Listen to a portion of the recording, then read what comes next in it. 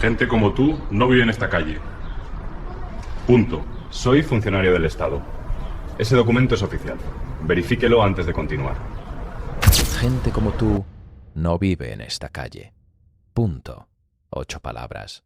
Eso es todo lo que necesitó el agente Jorge Díaz para destruir una carrera de 16 años, una reputación construida turno a turno, y la tranquilidad del resto de su vida. 8 palabras dirigidas a un hombre que en ese momento caminaba hacia su propia puerta, en su propia calle, en el barrio donde pagaba su hipoteca cada mes. Un hombre que llevaba consigo una identificación que Díaz no supo, o no quiso, leer correctamente. Una tarjeta que no venía del ayuntamiento, ni de una empresa privada, ni de ningún organismo que Díaz hubiera visto en sus años de patrulla. Una tarjeta con un escudo que debería haberle dicho exactamente una cosa. Para, piensa, no sigas. Díaz no paró, no pensó, y siguió. La cámara corporal grabó cada segundo. Los vecinos grabaron desde sus ventanas, y cuando las imágenes llegaron al juzgado, el Estado español tuvo que sentarse frente a una cifra que nadie en la comisaría quería pronunciar en voz alta. 3 millones de euros. Esta es esa historia, y empieza exactamente donde tienes que empezar para entenderla. En una acera, un martes por la tarde, con el sol todavía alto sobre los tejados del barrio de Salamanca, en Madrid. Eran las 18:47 cuando la cámara corporal del agente Jorge Díaz se activó. No fue un gesto deliberado. Fue el procedimiento automático que se activa al salir del vehículo patrulla. El dispositivo comenzó a grabar sin que Díaz le diera mayor importancia, porque Díaz llevaba 16 años en el cuerpo y hacía mucho tiempo que la cámara había dejado de parecerle relevante. Era un objeto más en el uniforme, un peso muerto en el pecho. Lo que la cámara vio en los siguientes 27 minutos destruiría esa indiferencia para siempre. El hombre caminaba por la acera izquierda de la calle Villanueva con paso tranquilo y uniforme. Llevaba una bolsa de tela oscura en la mano derecha, chaqueta gris, sin corbata, y el gesto de alguien que vuelve a casa después de un día largo. No miraba el móvil, no hablaba por teléfono, no corría, no gesticulaba. Caminaba. La cámara de Díaz lo captó desde unos 20 metros de distancia. Se puede ver en la grabación el momento exacto en que Díaz lo identifica como objetivo. No hay ningún comportamiento sospechoso visible. No hay ningún elemento objetivo que justifique lo que ocurre a continuación. Hay un hombre negro caminando por una calle del barrio de Salamanca, y hay un agente que decide que eso, por sí solo, es suficiente motivo. Díaz aceleró el paso. Su compañero, el agente Rubén Morales, se quedó junto al vehículo sin intervenir. Eso también quedó grabado. Oiga, para policía. El hombre se detuvo, se giró despacio. Miró a Díaz sin alterarse y esperó. Identificación. No fue una pregunta. Fue una orden. Díaz no se presentó. No explicó el motivo de la parada. No utilizó ninguno de los protocolos de identificación establecidos por la normativa de actuación policial. Simplemente extendió la mano y esperó. El hombre metió la mano en el bolsillo interior de su chaqueta, con movimientos lentos y completamente visibles. Sacó una cartera fina de cuero negro. La abrió y extrajo una tarjeta. La cámara corporal de Díaz grabó ese momento con una claridad que más tarde haría que varios abogados se detuvieran en ese fotograma. Durante horas, la tarjeta era real. El escudo era real.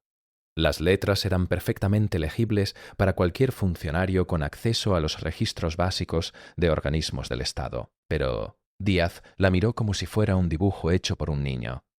La giró entre los dedos, la inclinó hacia la luz y sonrió. ¿Dónde imprimiste esto, amigo? En el mercadillo. El hombre no respondió de inmediato. La cámara captó su respiración, captó el momento en que procesó lo que acababa de escuchar y captó la decisión que tomó en menos de 2 segundos. Mantener la calma, no dar a Díaz ninguna razón adicional. Responder con precisión y sin emoción. Soy funcionario del Estado. Ese documento es oficial. Le recomiendo que lo verifique antes de continuar. Díaz soltó una carcajada corta. No fue una risa de nervios.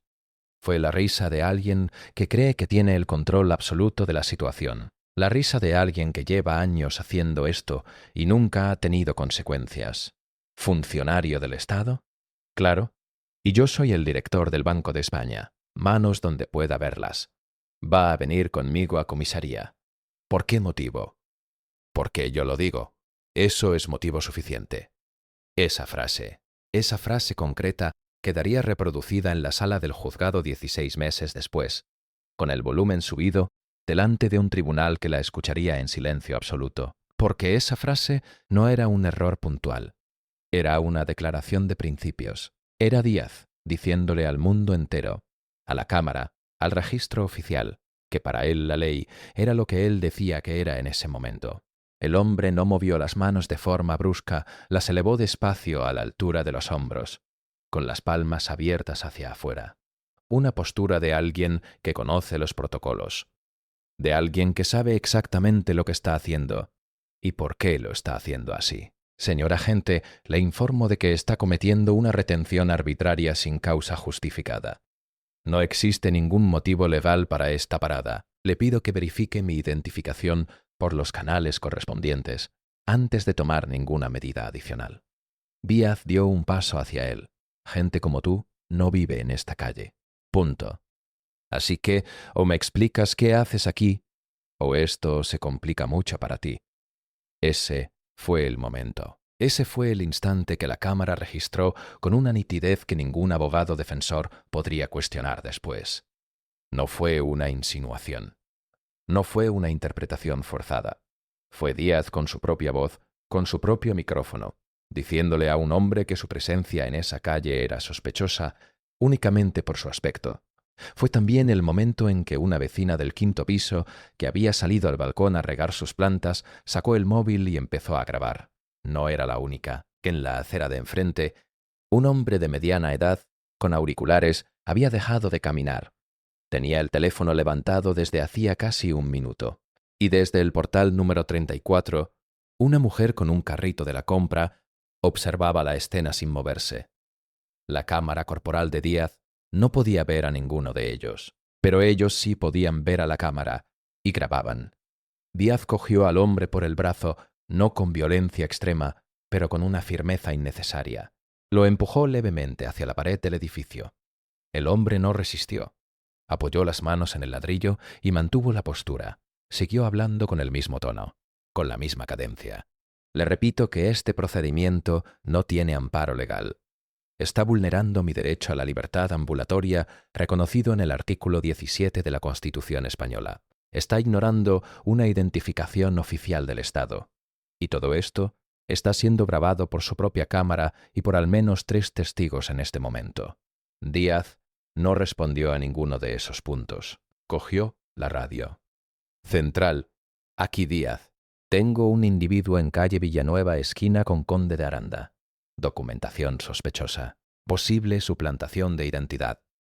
Solicito confirmación de protocolo para traslado a dependencias.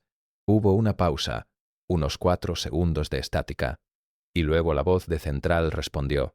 Lo que dijo esa voz en los siguientes 32 segundos es lo que los periodistas llamarían después el momento. Es lo que el canal de televisión que emitió las imágenes filtradas utilizaría como punto de corte para el anuncio publicitario. Es lo que haría que el vídeo llegara a 4 millones de reproducciones en menos de 72 horas. Díaz, necesito que me repitas el nombre del documento que estás viendo.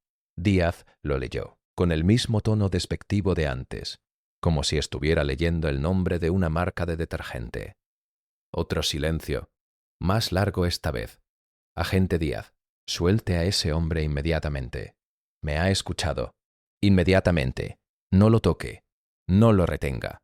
Suéltelo ahora mismo y no haga nada más hasta que llegue el inspector Carriga. Está en camino. No. Haga. Nada.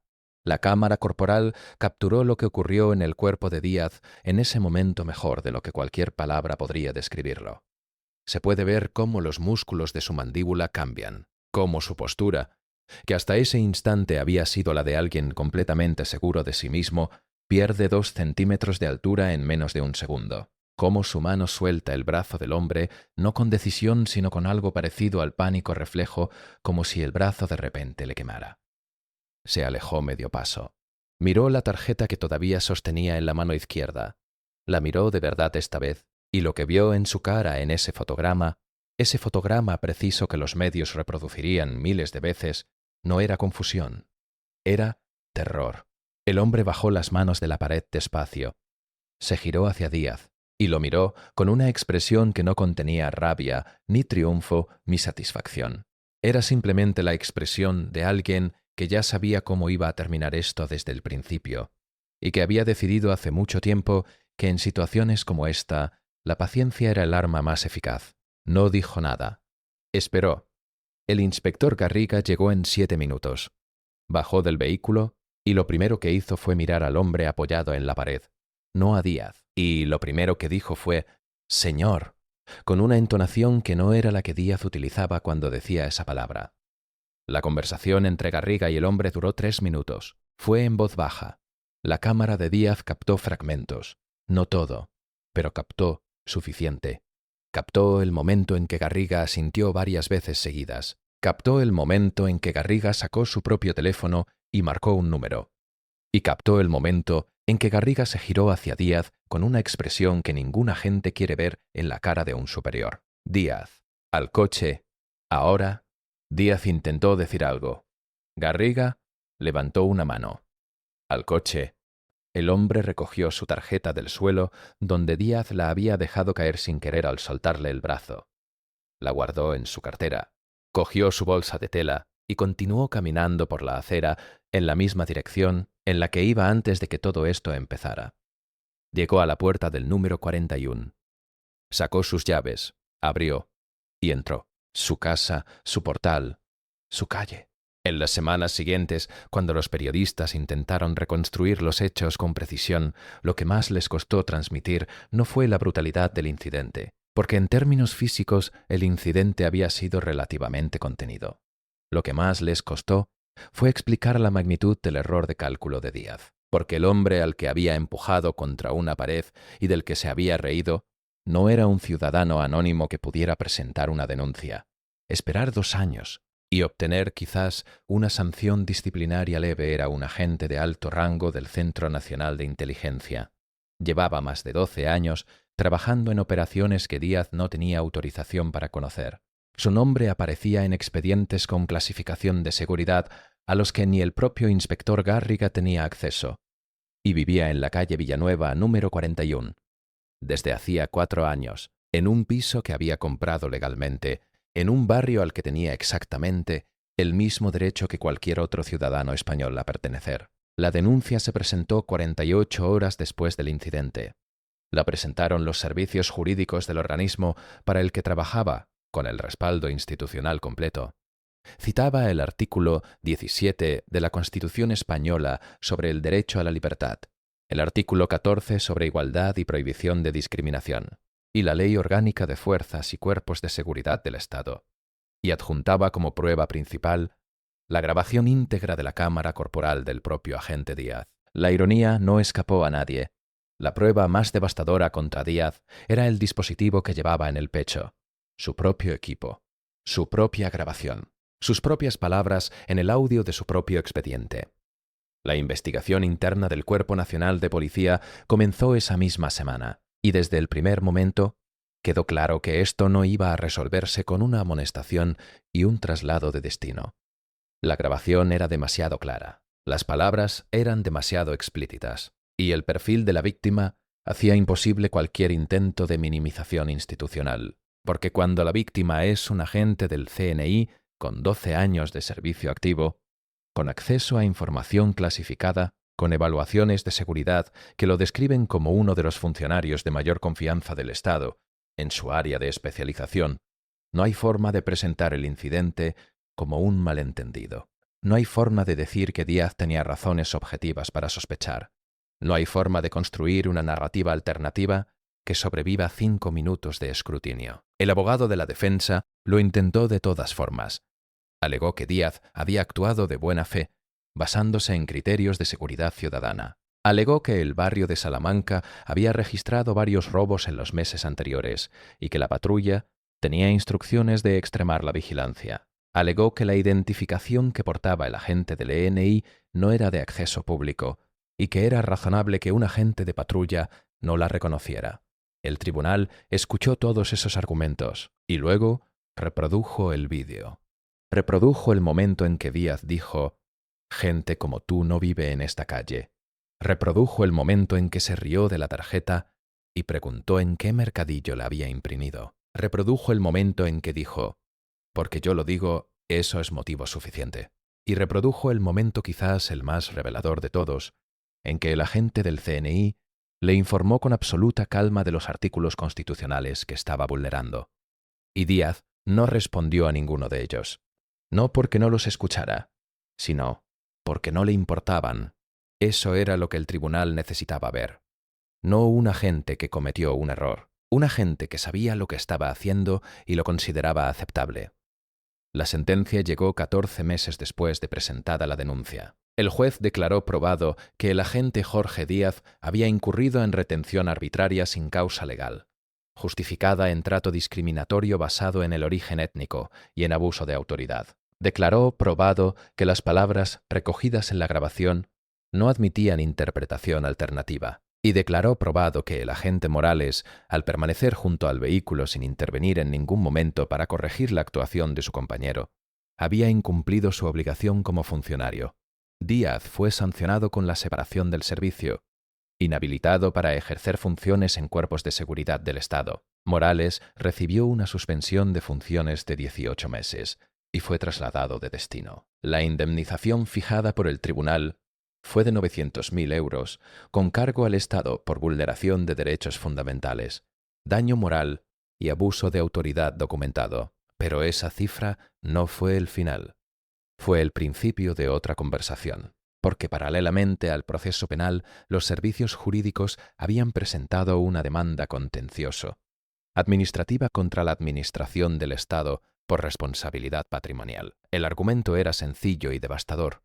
El Estado había puesto en la calle a un agente con 16 años de historial de incidencias sin ninguna medida de corrección efectiva, y ese agente había actuado exactamente de la misma forma en que había actuado siempre porque nadie le había dicho nunca que hubiera consecuencias. Los registros internos obtenidos durante la investigación mostraron que Díaz había sido objeto de 7 quejas formales en sus últimos 6 años de servicio.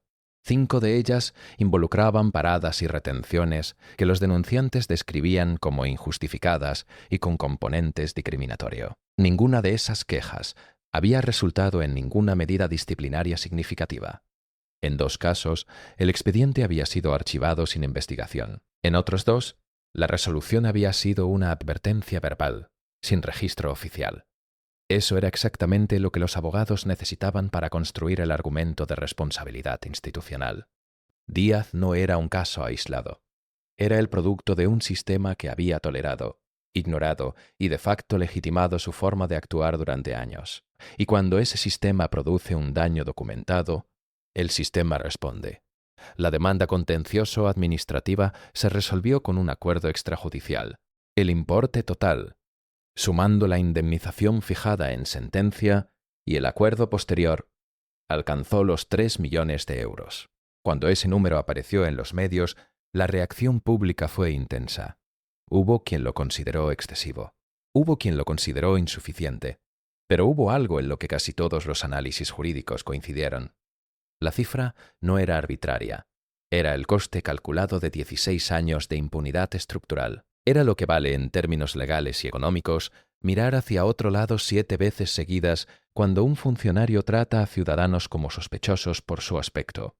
3 millones de euros, pagados por el conjunto de los contribuyentes españoles, por 8 palabras que no debieron pronunciarse, por una risa que no debió producirse, por una retención que no debió ocurrir. Díaz, según los últimos informes disponibles, no realizó ninguna declaración pública tras la sentencia. Su abogado indicó que estudiaría los recursos disponibles, pero los plazos para recurrir en los términos en que fue formulado el fallo eran extremadamente limitados, dada la contundencia de la prueba documental. El agente del CNI tampoco realizó declaraciones públicas. Eso formaba parte de su trabajo. Su nombre nunca apareció en los medios. La institución para la que trabaja lo protegió de la exposición mediática de la misma forma en que protege todo lo que le corresponde proteger. Pero la grabación existe. El vídeo existe, las palabras existen, y el fallo judicial existe, con número de expediente, con fecha, con firma. Existe la imagen de un hombre empujado contra una pared en su propia calle. Existe la imagen de un agente riéndose de una identificación que no supo leer. Existe el sonido de una radio diciéndole a ese agente que suelte a ese hombre inmediatamente. Y existe el silencio de esos 4 segundos entre la pregunta de Central y la respuesta. Esos 4 segundos en que alguien al otro lado de la línea estaba comprobando un nombre y entendiendo lo que eso significaba. 4 segundos. El tiempo que tardó el mundo de Jorge Díaz en empezar a derrumbarse. Hay algo en ese silencio de 4 segundos que lo dice todo sobre cómo funciona el poder cuando se aplica sin criterio y sin consecuencias. Díaz llevaba 16 años construyendo la certeza de que podía decidir quién pertenecía a qué sitio, que podía mirar a alguien y saber sin más datos si encajaba o no encajaba, que esa intuición suya era una herramienta válida de trabajo. En esos 4 segundos, todo ese edificio se vino abajo. No porque llegara alguien más poderoso, sino porque la realidad documentada, verificable, registrada en bases de datos del Estado, era incompatible con la narrativa que Díaz había construido sobre quién era ese hombre y qué hacía en esa calle. El orgullo mal entendido tiene un precio, esta grabación es el documento exacto de ese precio. Y mientras exista, nadie podrá decir que no lo vio venir.